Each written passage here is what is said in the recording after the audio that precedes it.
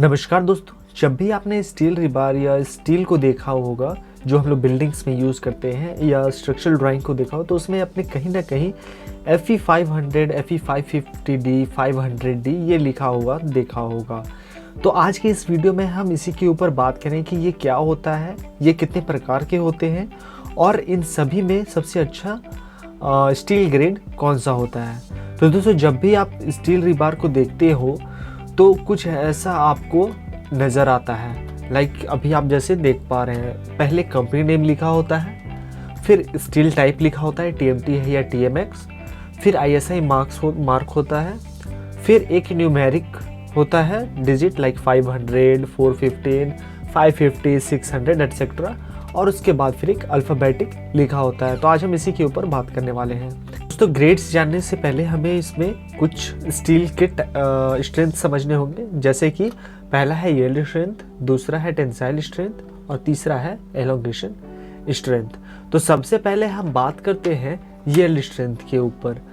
तो दोस्तों, ये स्टील की वो स्ट्रेंथ होती है जिसके बाद स्टील अपने शेप को चेंज कर देती है या वो बकल हो जाती है या वो उसका जो है परमानेंट डिफॉर्मेशन हो जाता है। अब हम बात करते हैं दूसरा, जो कि है टेंसाइल स्ट्रेंथ। ये स्टील की वो स्ट्रेंथ होती है जिसमें स्टील बार ब्रेक हो जाता है, टूट जाता है। मतलब कि टेंसाइल स्ट्रेंथ स्टील की वो स्ट्रेंथ होती है जिसमें वो टेंशन कितना बेयर कर सकता है, कितना वो बर्दाश्त कर सकता है। दोस्तों, इसके बाद आता है इलोंगेशन स्ट्रेंथ। दोस्तों, ये स्टील की वो स्ट्रेंथ होती है जिसमें स्टील जिससे हमें पता होता है कि हीट पाने पे वो कितना एक्सपैंड करेगी, वो कितना खींचेगी।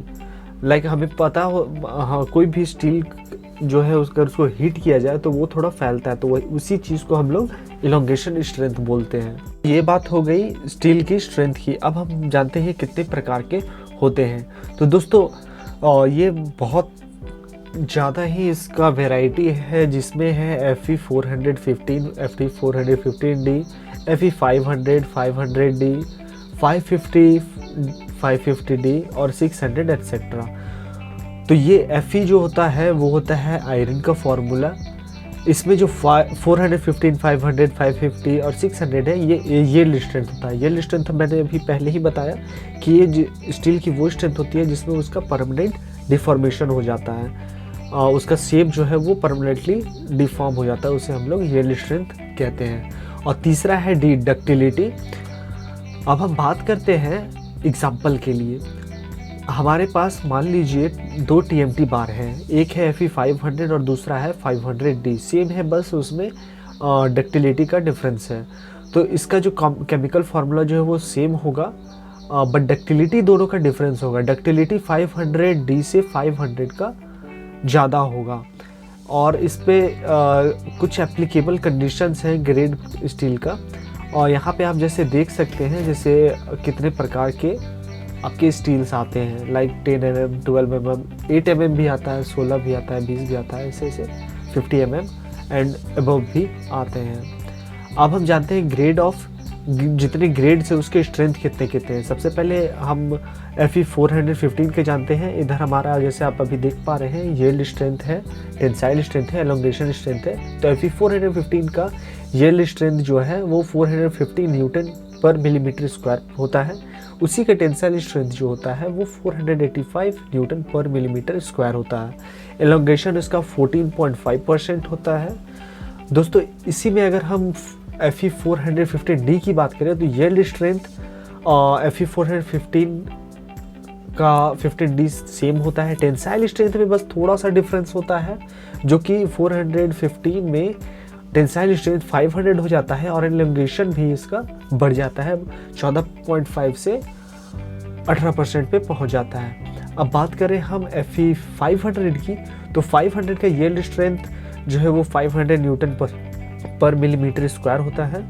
FE 500 का टेंसाइल स्ट्रेंथ जो होता है 545 होता है और एलोंगेशन 12% होता है। FE 500D का 500 यील्ड स्ट्रेंथ होता है, 565 टेंसाइल स्ट्रेंथ और एलोंगेशन 16% होता है। 550 की अगर हम बात करें तो 550 इसका यील्ड स्ट्रेंथ होता है, टेंसाइल स्ट्रेंथ 585 और एलोंगेशन 10%, मतलब ये 10% फैलता है।